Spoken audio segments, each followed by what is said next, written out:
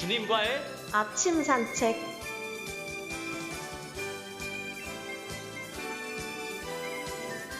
종교는 어떤 가치를 위해 기도할까?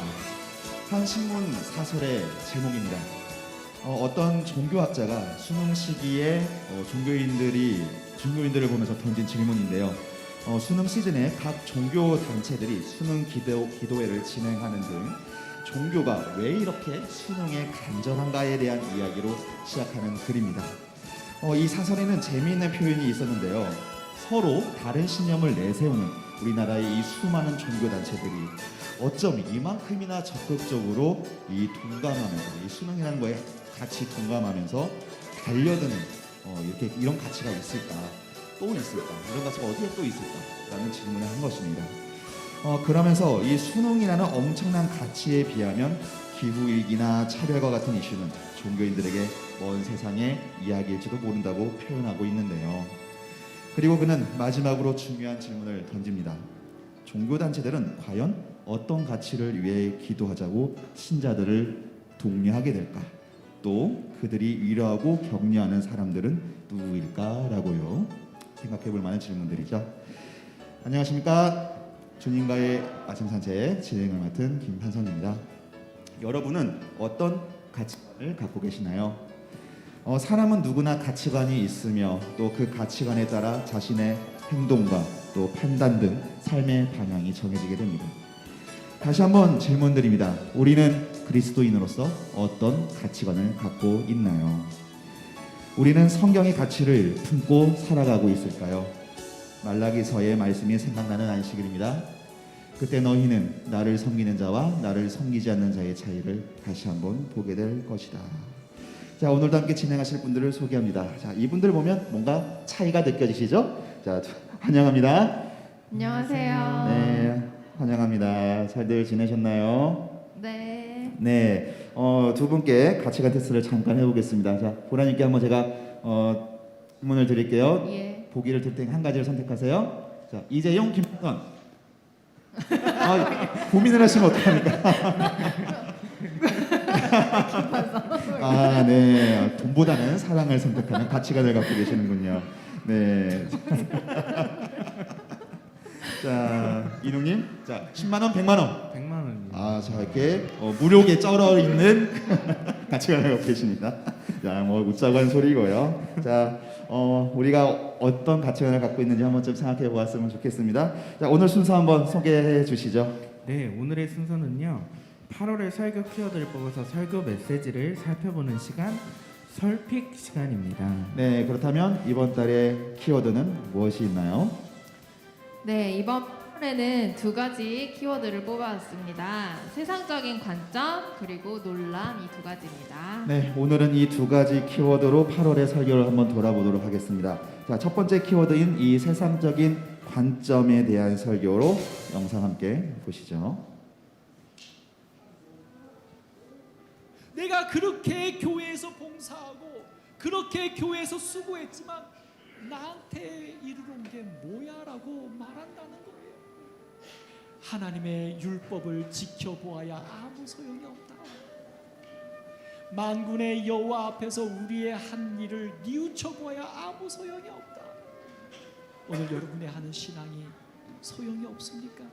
여러분의 삶에 유익하지 않습니까? 어느 관점에서? 어느 관점에서? 세상적인 관점에서.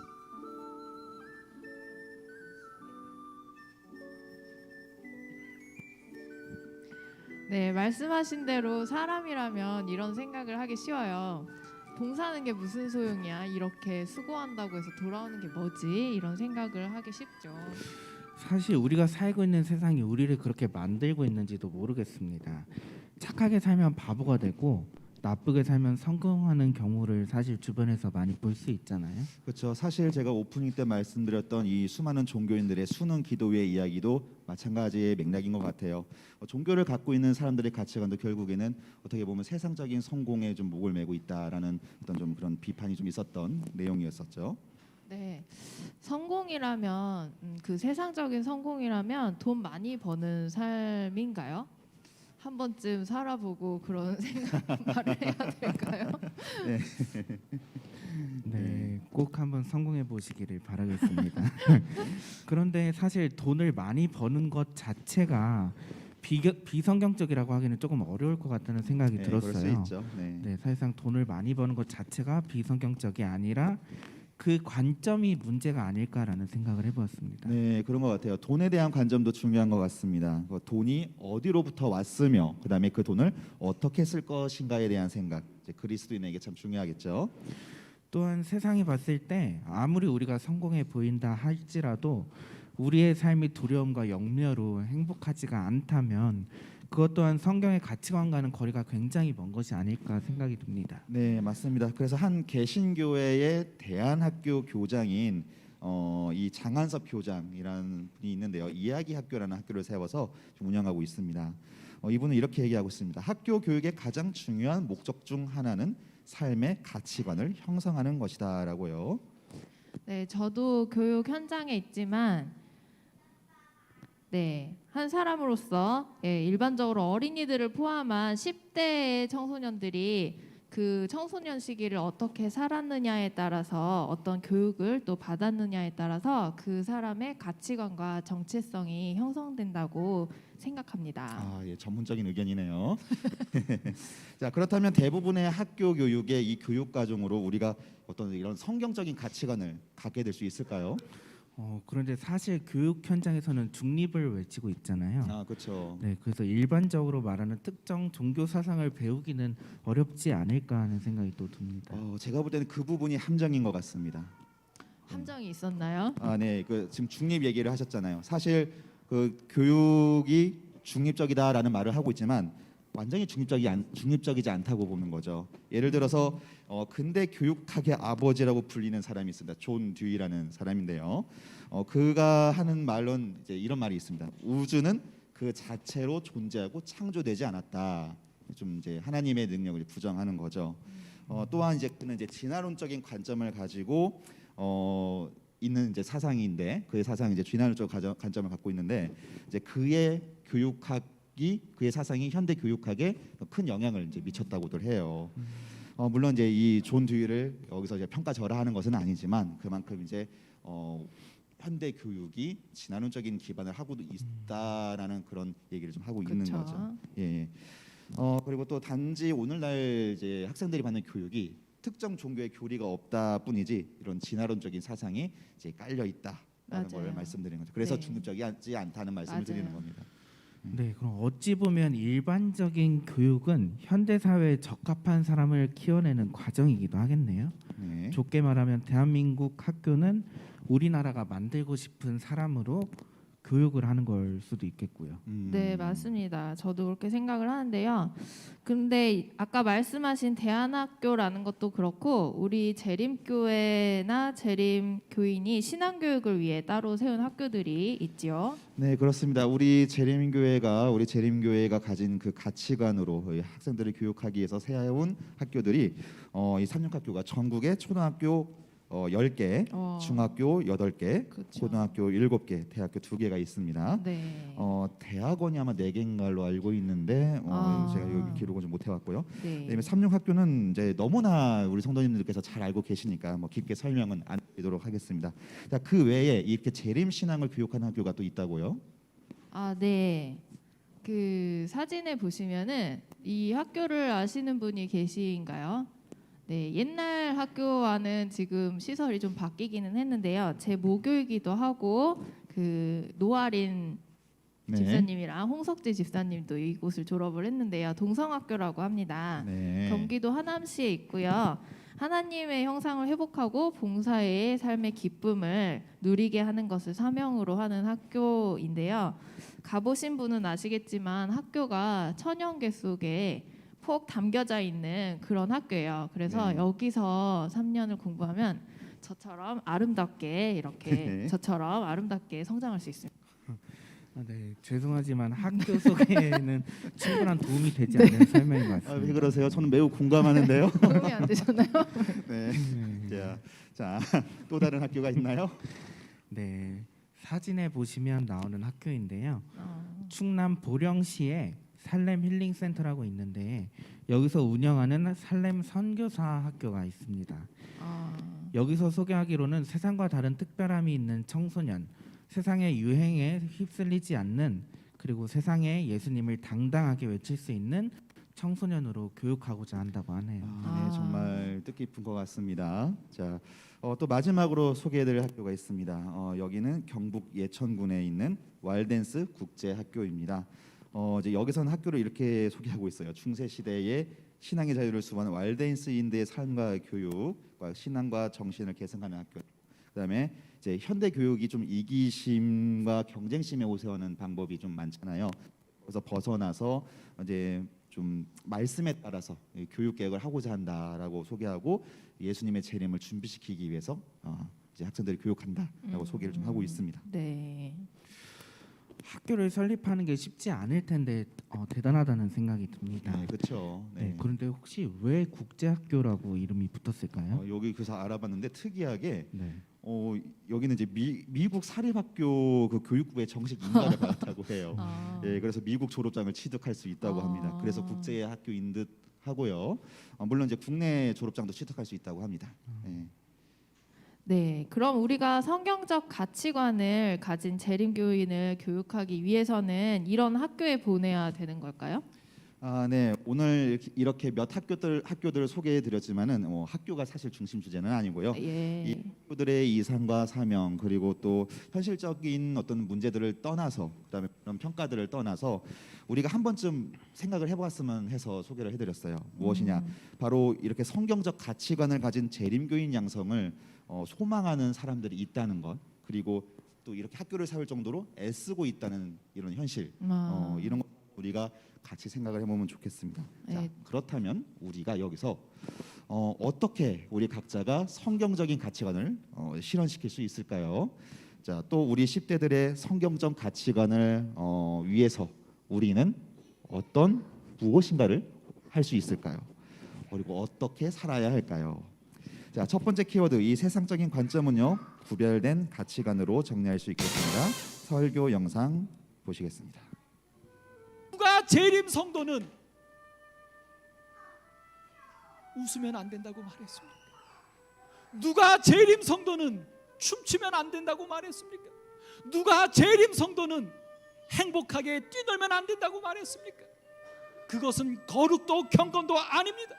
실제적인 거룩과 경건은 구별하는 거예요. 하나님께 구별하는 거예요. 하나님께 구별된 가치관과 하나님께 구별된 사상으로 인하여 하나님으로 인하여 즐거워하고 기뻐하고 뛰놀 수 있는 것, 그것이 거룩이고 그것이 경건입니다. 오늘 오늘교회 성도들 정말 하나님 앞에 온전하게 기뻐 행복할 수 있는 오늘 여러분과 제가 되기를 간절히 소망합니다. 네, 다음 키워드 소개해 주시죠. 네, 두 번째 키워드는 놀람입니다. 설교 영상 함께 보시겠습니다. 생각지 않았는데 너무 갑작스러워. 다시 말해서 이 유대인들은 분명히 구약의 기록을 통하여 예언된 메시아 그리스도 여자의 후손을 기다린다고는 했지만 실제로는 안 기다린 거예요. 말로는 생각으로는 나는 메시아를 기다려라고 해놓고는 실제 삶에서는 예수를 기다리지 않았기 때문에 놀란 거예요. 네, 괜히 마음 한구석이 찔리는데요. 저도 애 키우고 일하고 뭐 어떻게 살다 보면 바빠서 그 재림에 대해서 또 생각을 잊고 살 때가 많아요. 그래서 예수님이 갑자기 재림하시면 아주 깜짝 놀랄 겁니다. 우리가 종종 이제 주님이 곧 오시기 때문에 준비해야 된다라고 많이 외치기도 하는데요. 그렇죠. 또 저희가 매주 이제 안식일 예배가 끝날 때 부르는 찬양이 있죠. 네. 내 주님 오시리를 또 매주 찬양을 하는데 네. 이런 것들이 어느 순간 습관이 되어버린 것이 아닌가라는 생각을 문득 하게 되었습니다. 맞아요. 네, 그렇죠. 저희가 방금 한 말에 공감하지 않으시는 분들도 많으시리라고 봐요. 아니 무슨 소리지? 나는 매 순간을 재림을 기다리고 있는데 이러면서 무슨 말이지 저게? 하시는 분들이 많았으면 좋겠습니다. 네. 뭐 하지만 이제 저희 말에 공감하시면서 맞아, 때때로는 그래, 우리가 그런 걸 잊어버리기도 하지 하시는 분들도 있을 거예요. 자, 네. 그래서 오늘 재림의 징조를 다시 한번 좀 살펴보고자 합니다. 네, 마태복음 24장 14절입니다. 이 하늘 나라의 기쁜 소식이 온 세계에 전파되어 모든 민족에게 증거가 될 것이니 그제서야 세상이 끝날 것이다. 세계 선교에 대한 묘사입니다. 네. 우리 재림교회의 경우 선교사가 활발한 교회로 손꼽히곤 합니다. 네네. 현재 유엔이 인정하는 235개국 중에서 재림교회는 212개국에 복음을 전파하고 네. 있습니다. 212개국. 네. 그리고 의료 선교 기관만 해도 2천여 개가 된다고 합니다. 네. 전 세계에 9천 개 이상의 또 삼육학교를 설립하였고요. 네. 네. 이게 나름 2021년에 조사된 자료라고 하네요. 아, 예, 최신 정보군요. 네. 자, 이렇게 성경의 말씀, 성경에 기록된 재림의 징조와 우리 현대 사회의 현상을 함께 좀 비교해 보면서 진행해 보도록 하겠습니다. 네, 아이러니하게도 세계적으로 복음이 전파된다는 것은 우리의 신앙이 성장을 한다는 것은 아니라고 합니다. 디모데후서 3장의 말씀이죠. 말세에 어려운 때가 올 것입니다. 사람들은 자기를 사랑하며 돈을 사랑하며 뽐내며 교만하며 하나님을 모독하며 부모에게 순종하지 아니하며 감사할 줄 모르며 불경스러우며 무정하며 원한을 풀지 아니하며 비방하며 절제가 없으며 난폭하며 선을 좋아하지 아니하며 배신하며 무모하며 자만하며 하나님보다 쾌락을 더 사랑하며 겉으로는 경건하게 보이나 경건함의 능력은 부인할 것입니다. 네, 안 좋은 말만 쭉 들으니까 좀 힘드네요. 네, 네, 힘드네요. 이게 이렇게 묘사된 세상으로 본다면 지옥이 따로 없는 것 같습니다. 자, 이제 이 시점에서 몇 가지 현실을 좀 보여드리겠습니다. 사진 먼저 한번 보여드릴 건데요. 네. 자, 이곳은 프랑스 파리에 있는 몽마르트 언덕에 있는 한 성당 앞에 있는 모습입니다. 제가 직접 찍은 네. 사진인데요. 자, 사람들이 많죠. 예, 모두 예배를 드리러 온 신자일까요? 미사를 드리러 온 신자일까요? 아닙니다. 네, 아니죠. 네. 대부분 관광객들입니다. 자, 이 교회인데요. 제 얼굴보다는 그냥 교회를 보시고. 네, 부담스럽습니다. 네, 빨리 치우겠습니다. 네, 이제 이곳을 어떤 경배의 목적으로 온 사람들이 아니라 단지 관광을 목적으로 온 사람들입니다. 자, 유럽은 모두가 아시다시피 사실 신앙의 중심지라고 불릴 정도로 교회가 수없이도 많은 맞아요. 곳이죠. 진짜 많아요. 네, 그러나 현재는요 관광지로 그냥 몰락하거나 골칫덩이로 전락해 버렸습니다. 왜 골칫덩이라고 표현을 하시는 건가요? 아시겠지만 역사들이 되게 오래됐어요. 그래서 다들 이 정말 유적지로 평가될 만큼 오래된 교회들이 진짜 많은데 점점 다 이렇게 텅텅 비어버리니까 이게 그렇다고 다 유적지로 보존하기도 참 어려운 거죠. 예, 그래서 결국 팔리거나 심지어 나이트 클럽으로 변하는 경우도 나이트 클럽. 예, 그렇게 변하는 교회를요? 경우도 있다고 합니다. 예. 네, 그만큼 신자들이 많이 줄어들고 있다는 소리 같네요. 네, 맞습니다. 유럽은 지금 꾸준히 신앙인들이 줄어들고 있고 교회도 텅텅 비어 있습니다. 여기 사진을 보시면은 그 왼쪽 하단에 보시면은 여기 뭐 지금 카메라로 찍고 있는 사람이 보이는지 모르겠지만 이렇게 예배당에 들어와서 예배를 안 드리고 기도는 안 하고 그렇게 카메라로 찍고 있는 사람들이 투성인 거죠. 물론 저도 그 중에 하나였지만은 네, 예, 그렇게 좀 되어버리고 우리 교회는 여기 있으니까요. 네, 저희가 그렇죠. 예배를 드리면 안 되죠. 네, 그렇게 텅텅 비어가고 있는 현실이고 지금 그 교회 관계자들, 그 유럽 현지의 교회 관계자들이 여러 원인들을 이야기를 하고 있는데 그 중 하나는 주 5일제 근무제 도입 이후에 이렇게 세속화가 진행되면서 이제 교인들이 줄어드는 것도 하나의 원인이라고 꼽고 있고요. 어떻게 보면 방금 우리가 봤던 성경 구절의 이 마지막 때의 묘사와도 맞는 곳이죠. 그래서 이제 혹자는 유럽의 기독교는 100년 안에 사라질 것이다라는 전망을 또 아이고. 하고 있기도 합니다. 네, 우리나라도 점차 저렇게 되지 않을까 좀 걱정이 되는데. 맞아요. 네, 그렇지 않기를 기도를 해야겠습니다. 네. 자, 그리고 또 다른 모습을 보여드리자면 성 문제인데요. 기본 교리에서는 이렇게 말하고 있습니다. 오늘날 성은 우상화되고 있고 영화나 텔레비전 등을 통해서 널리 팔리고 있다고요. 네, 요즘 미디어에 성 문제를 다루는 것들이 좀 변했다고 느낀 게 동성애라는 것을 좀 더 보편적으로 노출을 하고 있다는 점이에요. 네, 맞습니다. 요즘 부쩍 그 동성애를 자연스럽게 인식시키는 묘사가 참 많이 드러나고 있죠. 네, 저도 어, 많이 봤어요. 네, 이제 여러분도 혹시 마블 영화 보셨거나 혹시 들어보셨을지 모르겠습니다. 좀 최근 10여 년 동안 많이 이제 핫했던 시리즈인데요. 그렇죠. 최근 들어서 이제 이 마블 시리즈에서 성소수자 캐릭터들을 그려내기 시작했습니다. 최근 영화 중에서 이 닥터 스트레인지, 뭐 대혼돈의 멀티버스라는 영화가 있는데요. 여기서 이제 여러 가지 평행 세계를 그려내고 있는데 재미있는 거는 이제 그 여러 가지 세상이 있는데 그 중에 한 세상에서는 엄마만 2명의 세상이 있는 겁니다. 엄마가 2명이군요. 예, 아빠가 없어요. 그냥 엄마만 2명이에요. 예, 이렇게 여자만의 관계가 그려지기도 하고 있고요. 그다음에 또 그 딸로 묘사되는 캐릭터가 있는데 여기 보시면은 이 캐릭터의 가슴 한쪽에는 성소수자들을 상징하는 무지개 깃발인 자긍심 깃발이라는 게 달려 있습니다. 예, 참. 그 상징까지 있으니 뭐 우연이 아니라 의도적인 거겠네요. 네, 동성애를 뭐 이렇게 딱 대놓고 노린 것은 아니지만 저런 장면을 넣음으로써 자연스럽게 우리 모두가 익숙해지는 것을 의도한 게 아닌가 싶습니다. 네, 뭐 목적까지는 뭐 정확히 모르겠지만 결과적으로는 그럴 수 있다고 봅니다.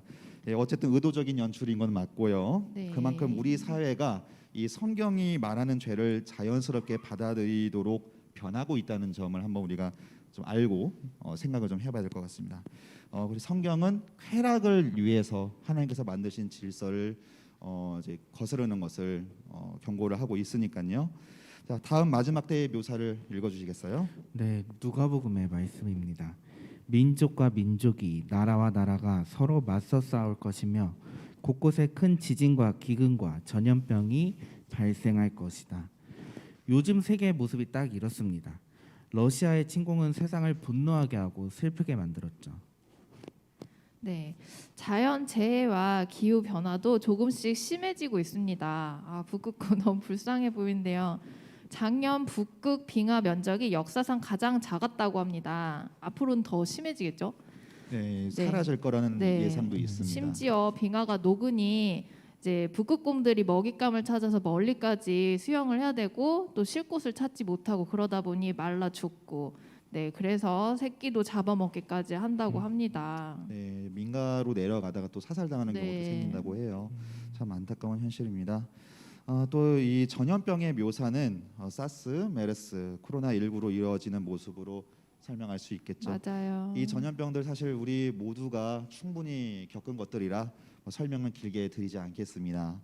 단순히 이런 현상들이 단순히 어떤 반복적인 이변들이 아니라 이런 현상들을 통해서 우리 예수님의 재림을 기다리는 계기가 되면 좋겠습니다.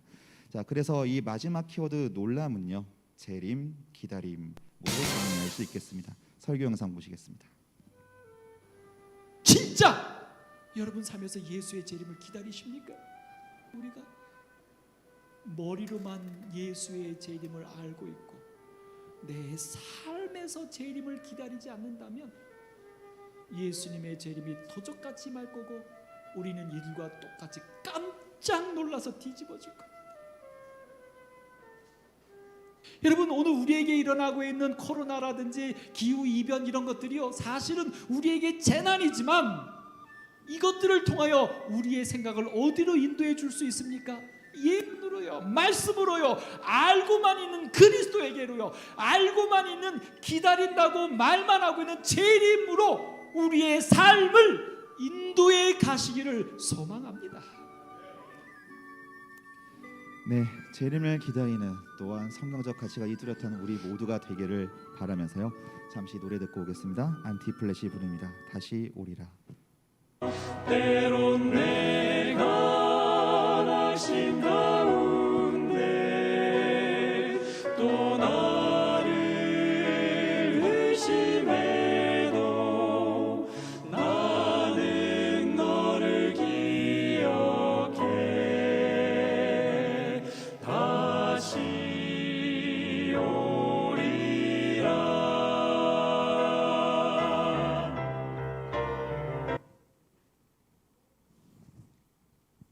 슬기로운 말씀 생활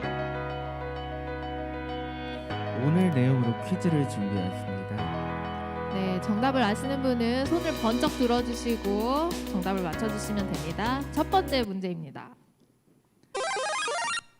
네, 다음 중 세상과 구별된 가치관을 갖고 있는 성도는 누구일까요? 1번 돈이 최고인 강인욱. 진심인가요? 2번 불안하여 떨고 있는 김판선. 네, 3번 항상 기뻐하며 뛰노는 홍석재. 갑자기 홍석재가. 네, 누구일까요? 네, 장로님. 3번. 네, 맞습니다. 항상 기뻐하며 뛰노는 홍석재 씨. 네, 기뻐하는 삶을 살아야겠죠. 네, 맞습니다. 네, 다음 문제 진행해 주시죠. 네, 2번 문제 드리겠습니다. 재림의 진조 중에 세계 복음화가 있는데요. 우리 교회는 UN 인정 235개국 중에 몇 개국에 선교를 하였을까요? 1번 190개, 2번 212개, 3번 14만 4천 개. 네,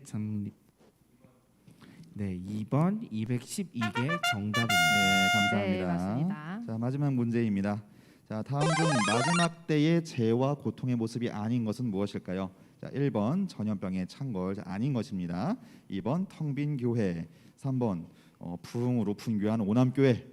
자, 네, 집사님. 네, 3번 정답입니다. 감사합니다. 네, 마지막 문제 읽을 때 가슴이 뜨거워지지 않나요?